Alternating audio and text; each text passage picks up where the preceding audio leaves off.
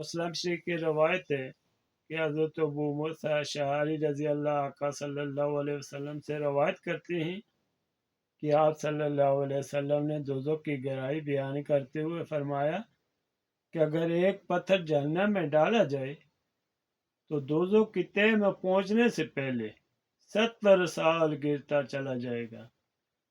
اور حضرت ابو ہریرہ رضی اللہ کا بیان ہے کہ ہم رسول اللہ صلی اللہ علیہ وسلم کی خدمت پر برکت میں بیٹھے ہوئے تھے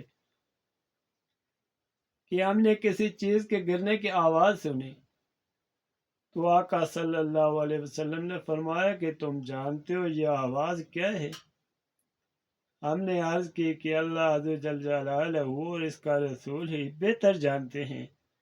تو آپ صلی اللہ علیہ وسلم نے فرمایا یہ ایک پتھر ہے جس کو اللہ تعالیٰ نے جہنم کے منہ پر گرنے کے لیے رکھا تھا، اور وہ 70 سال تک گرتے گرتے اب دوزخ کی تہہ تک پہنچے ہے۔ یہ اس کے گرنے کی آواز ہے، اللہ کبیرہ۔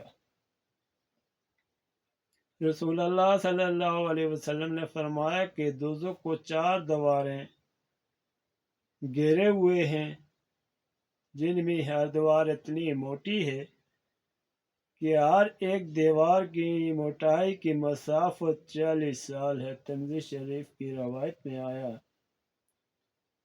اور رب ذل جلالہ نے قرآن پاک میں ارشاد فرمایا کہ وَإِنَّ جَهَنَّمَ لَمَوْعِدُهُمْ أَجْمَعِينَ لَهَا 7 أَبْوَابٍ لِكُلِّ بَابٍ مِّنْهُمْ جُزْءٌ مَّقْسُومٌ۔ سورہ حجر پارہ 14۔ ان سب نافرمانوں سے جہنم کا وعدہ ہے جس کے 7 دروازے ہیں، ہر دروازے کے لیے ان لوگوں کی الگ الگ حصے ہیں، اللہ کبیر۔